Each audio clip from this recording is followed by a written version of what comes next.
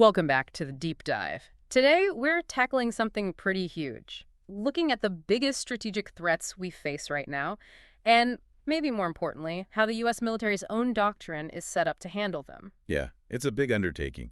We're diving into some really core documents here. The latest annual threat assessment of the United States intelligence community, for one. And also the military's own playbook, things like Joint Publication 1, Volume 1, Joint Warfighting, Joint Publication 3.0, Joint Campaigns and Operations, and the Joint Guide for Joint Intelligence Preparation of the Operational Environment. Right, these are the foundational texts. And, the big picture that jumps out immediately when you read these together, it's this major shift in context. We're really moving away from the counterinsurgency focus of the last couple of decades. Absolutely. The sources couldn't be clearer. We're squarely in an era of, well, global strategic competition.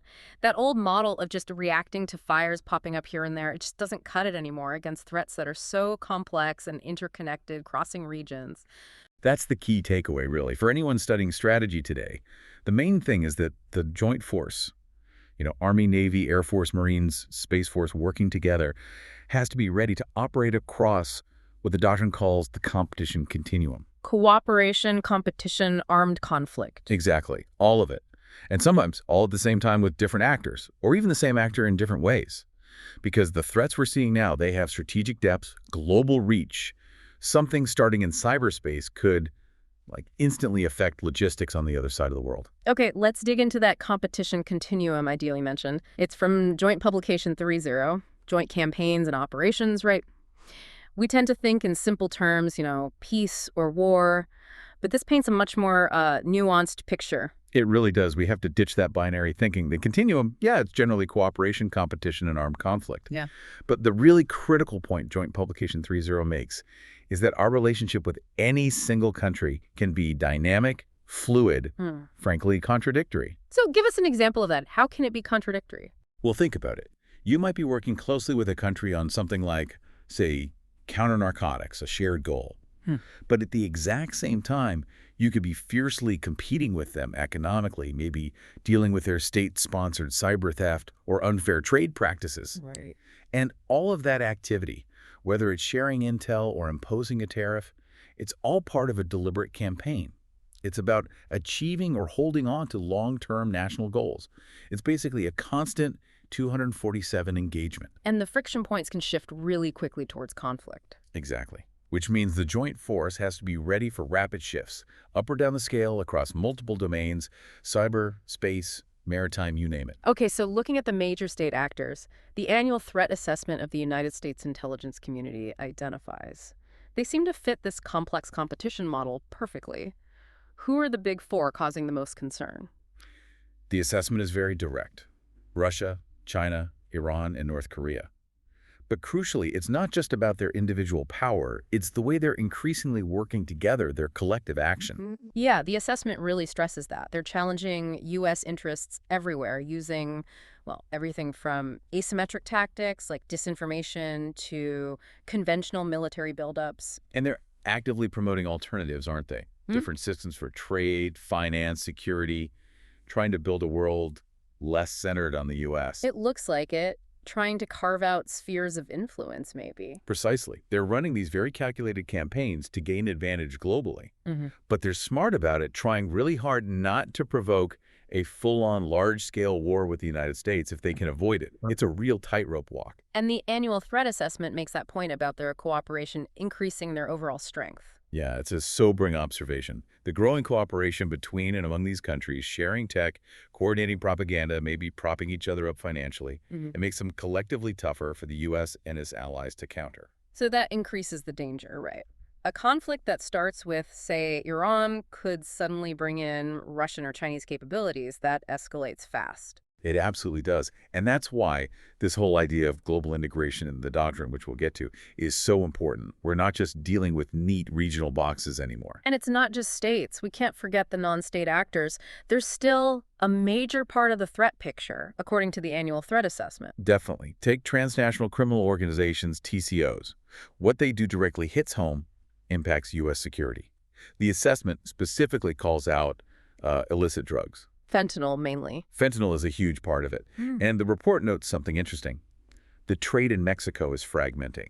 Hmm. You've got more independent producers jumping in because it's so profitable and relatively easy to get started. That makes the threat more spread out, harder to pin down. And these TCOs aren't just single-issue groups, are they? Not at all. They're involved in human trafficking, complex cyber operations, money laundering. It might not be military force in the traditional sense, but the damage they do to, you know, social stability, public health, even financial systems, it has real strategic weight, sometimes rivaling state threats. In terrorism, ISIS, for example, they've taken some hits, lost leaders. They have major setbacks, including losing 3 top leaders recently. But ISIS is still considered the world's largest terrorist group. They're very effective online, still inspiring attacks, keeping the brand alive. And other groups are evolving too, like Al-Shabaab. Yeah, Al-Shabaab's a big one. Yeah. Already Al-Qaeda's largest and, frankly, wealthiest branch. But the annual threat assessment points to something new and worrying. Their growing relationship with the Houthis in Yemen. Why is that link specifically concerning? Well, think about what the Houthis have access to, potentially more advanced weapons, maybe rockets, drones. If al-Shabaab gets hold of that kind of stuff through that connection, that seriously ramps up the threat they pose in East Africa and the Horn, where the U.S. has significant interests. So it shows how these lines are blurring. State actors, proxies, criminal groups, terrorists, they're all interacting in new ways. Exactly. It's getting much more complicated. Okay, let's really focus now on the biggest strategic competitor, China. The annual threat assessment of the United States intelligence community calls China the pacing threat. What does their strategy look like? It seems pretty all-encompassing. It really is comprehensive, and it's global. First, militarily, the People's Liberation Army, the PLA, is modernizing incredibly fast. They're building a joint force that can fight across-the-board, full-spectrum warfare. And the goal there is twofold. Yeah. Goal number 1, make it really costly, maybe impossible, for the U.S. to intervene effectively in a regional crisis, particularly, around Taiwan. Goal number 2, project power much further out globally to secure what Beijing sees as its territory and expand its influence. And regionally, we see constant pressure. Not quite war, but definitely not peace. That's their sweet spot, the gray zone. Yeah. They keep pushing on Taiwan, using deep economic coercion, messing with tariffs, banning specific imports, playing games with regulations. Then in the South and East China Seas, too. Oh, yeah. Aggressively pushing their sovereignty claims, using Coast Guard and maritime militia vessels to intimidate neighbors. The sources mentioned that just last year, these aggressive moves effectively cost the Philippines access to key fishing areas they traditionally used in the South China Sea. It's this slow, steady squeeze designed to change the facts on the ground without provoking a shooting war. Let's talk cyber. The assessment sounds, well, pretty alarmed about China's capabilities there. It's stark. The intelligence community believes that if Beijing thought a major conflict with the U.S. was unavoidable, or maybe even just likely, they could launch really aggressive cyber attacks against our critical infrastructure. Power grids, communications, finance. And military networks, too. And military assets, absolutely. The goal seems clear. Disrupt U.S. decision-making at the highest levels, create panic among the public, and physically interfere with our ability to deploy forces. It's like an asymmetric first strike aimed at paralysis. Trying to jam the OD loop, observe, orient, decide, act before we can even get going? Precisely. Keep our forces tied down at home or unable to coordinate effectively. Now, beyond the military side, their economic strategy is just as central, wouldn't you say? Absolutely. It's state-directed, clearly aimed at dominating key global markets and, critically, supply chains. And we see that most clearly with semiconductors, right? Specifically the older ones, the legacy logic chips, 28 nanometer and larger. Those are the workhorse chips in cars, appliances, basic military gear. Exactly. They're everywhere. And China controls something like 40% of the global manufacturing capacity for them. Oh, hold on. If they actually use that as leverage, wouldn't it backfire, damage their own economy, hurt their global standing? Where's the real power? It's a delicate balance, for sure, but the leverage comes from how essential those specific chips are, even though they're not cutting edge. If they restricted supply or even manipulated prices or quality subtly, it could cause immediate chaos in critical U.S. industries, defense, automotive, medical. It gives Beijing huge bargaining power in a crisis. And it's not just chips, pharmaceuticals too. Yeah, their dominance in producing active pharmaceutical ingredients and medical supplies gives them similar leverage points that could be exploited. It's about controlling the critical inputs. Okay, let's shift to Russia. Despite the massive drain from the war in Ukraine, the annual threat assessment still paints Russia as resilient and a serious, enduring threat. What's their current posture? Well, their ground forces has obviously taken a beating in Ukraine, but Russia still has a formidable nuclear arsenal and really significant capabilities in areas like counterspace, long-range missiles, and undersea warfare.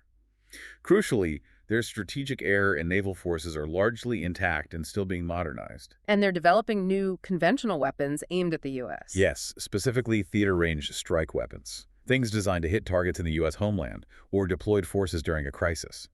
This directly challenges that long-held idea that the U.S. mainland is a safe haven, a sanctuary. And they're very active up north in the Arctic? Very active. Russia sees the Arctic as absolutely vital economically for oil and gas and for national security. They control about half the Arctic coastline. They're investing heavily to develop resources there and also position themselves to control the northern sea route as melting ice makes it more viable for shipping. That's definitely a future flashpoint. And in the information space, they're clearly still focused on influencing things inside the U.S. Oh, constantly. The annual threat assessment names specific outfits like the Social Design Agency, A&O Dialogue, and their state media like RT that they use to subtly manipulate public opinion here. What's the main goal? Just disruption. It's about amplifying divisions that already exist, creating distrust in institutions, and specifically casting doubt on the integrity of U.S. elections. Even if they don't swing an election outcome, just making people lose faith in the democratic process itself is a strategic win for them. Now, this sounds like something out of science fiction, but the assessment mentions Russia developing a satellite designed to carry a nuclear weapon, specifically as an anti-satellite weapon. It sounds extreme, but yeah, that's what the assessment indicates. It's the ultimate asymmetric threat in space. A nuclear detonation in orbit wouldn't just take out military satellites. The electromagnetic pulse and radiation would fry everything up there. Commercial satellites, communications, GPS. The impact would be devastating globally. Instantly. Think about banking, agriculture, transportation. Anything reliant on GPS or satellite communication would be crippled worldwide. It's a perfect example of a trans-regional threat. Starts in space, causes immediate, catastrophic global economic and strategic damage. Wow. Okay, that brings us to the nature of modern warfare itself. TRADOC Pamphlet 52592, the Operational Environment 2024-2034, talks about how large-scale combat has changed. What are the defining features now? Two big things stand out from that document, lethality and transparency. Yeah. The battlefield is just incredibly lethal now because sensors are everywhere, and you have increasing automation linking those sensors to shooters. It's like drones spotting targets for artillery almost instantly. Exactly. That integration of intelligence, surveillance, and reconnaissance, ISR, especially with unmanned aircraft systems, feeding data directly to artillery or missile units. It means you can hit targets accurately, quickly, and potentially with massed fire across the entire depth of the battlefield. So nowhere is really safe, even rear areas. Pretty much.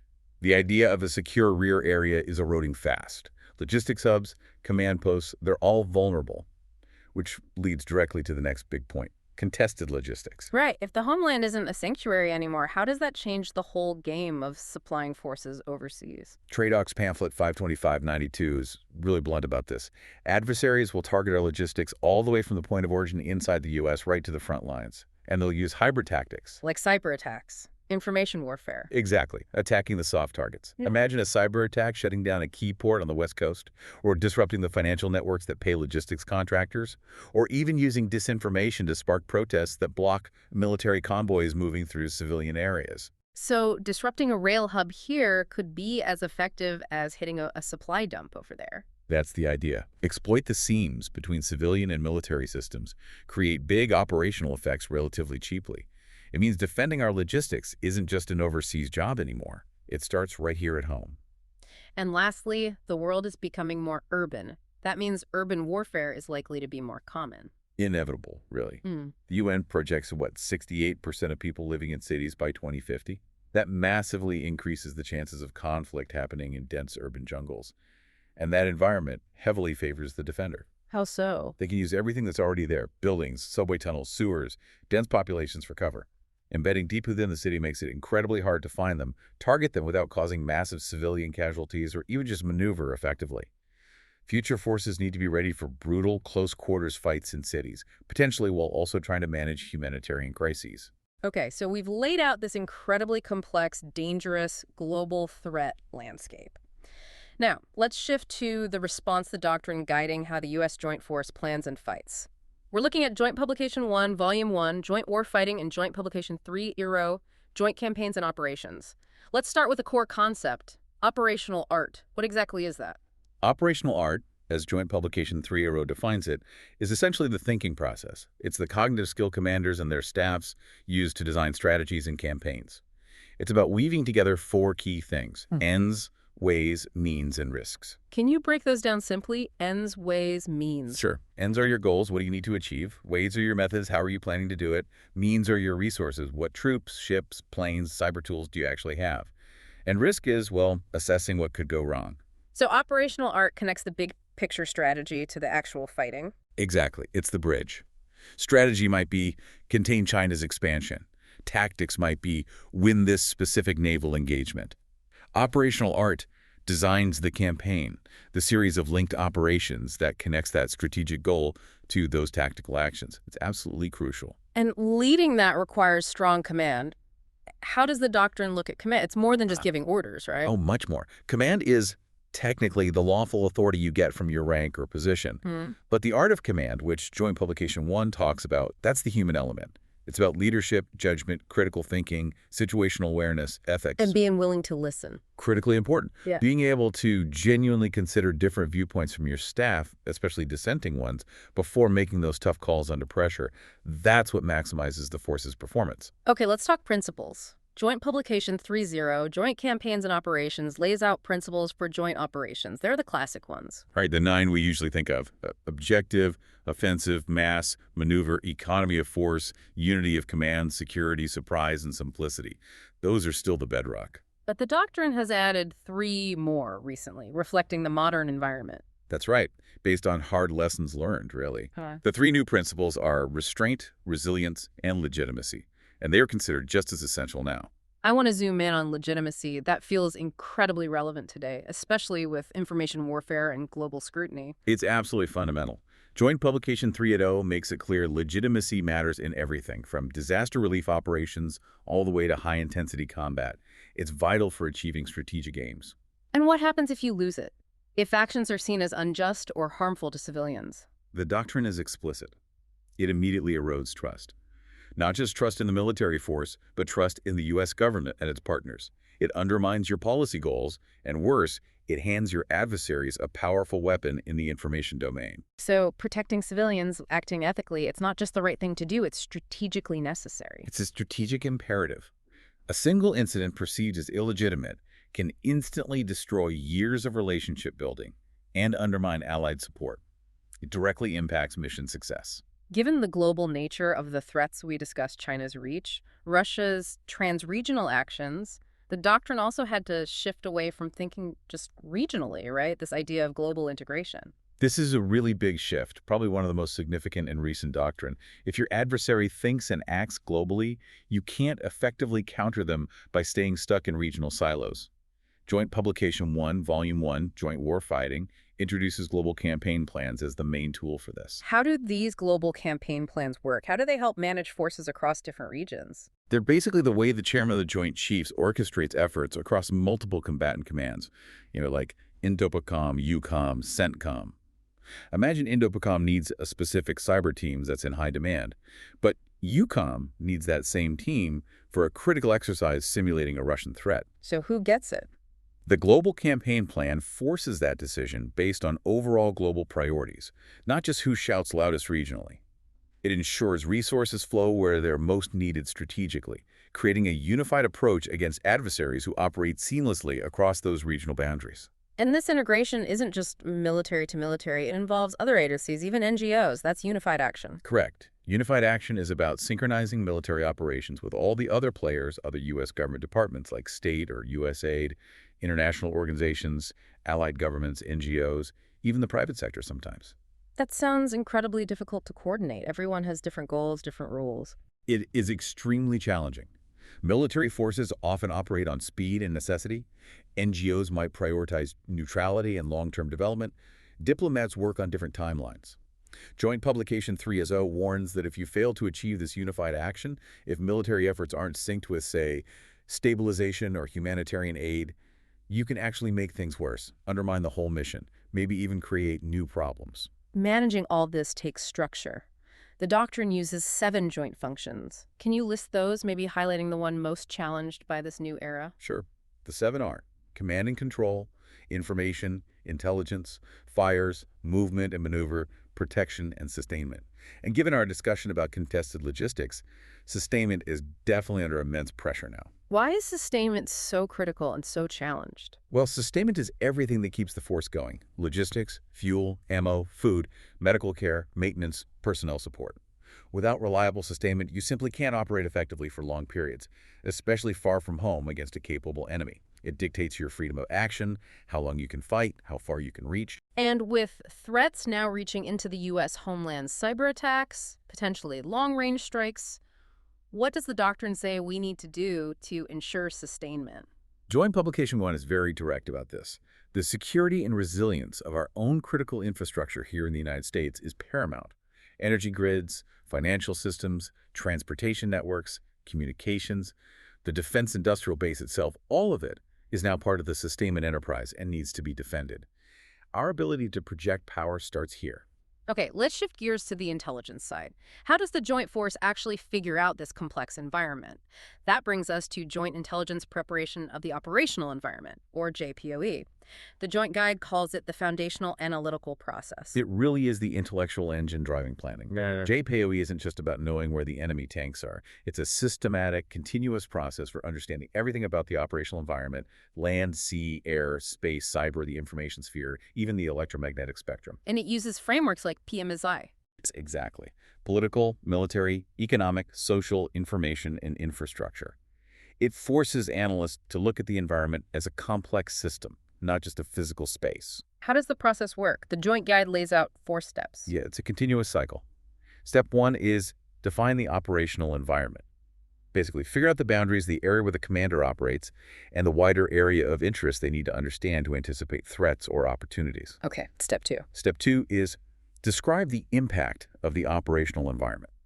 This is where you analyze how all those factors, terrain, weather, but also those PMESI systems affect both friendly and adversary operations. You mentioned things earlier like space weather affecting communications. That falls under this step. Absolutely, that's a perfect example. A major solar flare could knock out satellite communications. That drastically impacts command and control. Or think about how dense urban terrain affects maneuver, or how social networks influence popular support. JAPOE forces you to consider all these non-traditional military factors because they have real operational effects. Makes sense. Then steps 3 and 4 focus specifically on the adversary. Right. Step 3 is evaluate the threat and other relevant actors. This means figuring out their capabilities, what they can and can't do, their likely objectives, their critical strengths and weaknesses, their centers of gravity. And critically, the guide warns against mirror imaging. Meaning, don't assume they think like us. Exactly. Don't project U.S. doctrine, values, or decision-making processes onto the adversary. They might have different risk tolerances, different cultural norms, different priorities. Assuming they'll act rationally, according to our definition of rational, can lead to major intelligence failures, getting caught completely by surprise. And the final step. Step 4 is determine the courses of action for the threat and other relevant actors. Based on everything you've learned, you develop predictions about what the adversary is likely to do. This includes identifying their most probable course of action, but also, crucially, their most dangerous course of action from our perspective, the one that would hurt us the most, even if it seems less likely. You have to plan for both. Part of describing the environment involves looking at systems, using network analysis. That seems key for understanding complex threats. It's incredibly powerful, especially against non-state actors or networked adversaries like insurgents or criminal groups. You map out the system using nodes, which can be people, places, things, and the links between them, the relationships, the flow of money, information, or supplies. And understanding that network structure reveals weak points. Absolutely. The Joint Guide talks about finding hub nodes, the ones with lots of connections. Taking out a key hub can cripple the network. It gives the example of narcotics networks. Maybe you don't go after the fighters directly. Maybe you target a critical link, like the handful of chemists needed to process the drugs or the precursor chemicals they need. Disrupting that node or link can choke off the funding for the whole insurgency. Finally, let's touch on JPOE for irregular warfare. That seems like it requires a much deeper understanding of people and culture. It absolutely does. Because irregular warfare is fundamentally about influencing populations, gaining legitimacy, undermining the adversary's hold on the people. So JPOE in that context relies heavily on detailed sociocultural analysis, or SEA. What does SCA involve? It means digging deep into the human terrain, understanding ethnic groups, tribes, religious sects, formal and informal leaders, local grievances, economic patterns, how information flows through the community. You need to understand what motivates people, who they trust, what their needs are. And that understanding helps identify vulnerabilities specific to this kind of conflict. Yes, the Joint Guide makes a key point. In irregular warfare, the adversary often depends on the local population for survival, for food, recruits, intel, shelter. That dependency makes the population itself and their relationship with the adversary a critical center of gravity. Understanding that relationship through sociocultural analysis is key to separating the adversary from the people they rely on. It shifts the focus from kinetics to human dynamics. #TagOutro. Well, this has been quite the deep dive. We've covered a lot: the shift to global competition, the complex strategies of actors like China and Russia, the enduring threat from non-state groups, and the changing nature of war itself, especially contested logistics and urban combat. It's a challenging picture, no doubt. But what the doctrine we discussed, Joint Publication 1, Joint Publication 30 offers, is a framework, a disciplined, globally integrated way to think about and approach these complex trans-regional threats. And processes like joint intelligence preparation of the operational environment are the analytical tools needed to make sense of it all. That shift to global campaign plans seems central to actually managing this complexity across regions. It's the key institutional adaptation, really, trying to match adversaries who already operate globally without being constrained by our own regional boundaries. And ultimately, it seems like information, getting it, understanding it, sharing it fast and securely is maybe the most critical factor. The doctrine basically says as much. Joint Publication 1 notes that the advantage really goes to whoever can collect the best information, analyze it accurately and quickly using things like JPE, and then get it to the right decision makers securely at what they call the speed of relevance. That informational edge is fundamental. Okay, that leads perfectly into our final provocative thought for you, the learner. Think about the principle of the offensive. Joint Publication 30 talks about seizing, retaining, and exploiting the initiative. Now consider this. Everyone agrees that coercing an adversary, forcing them to change their behavior, is much harder than deterring them from acting in the first place. Right, deterrence is about preventing action. Coercion is about compelling change. So the question is, in this environment of strategic competition, how can the joint force effectively use military power to compel a peer competitor, one who has strong non-military tools of their own, like economic leverage, to change course, without actually escalating to armed conflict? How do you seize the initiative to coerce when coercion itself is so difficult against a peer and the risks of escalation are so high? That's a tough one. Something to definitely chew on as you think through everything we've discussed. Thanks for joining us on the Deep Dive. We'll see you next time.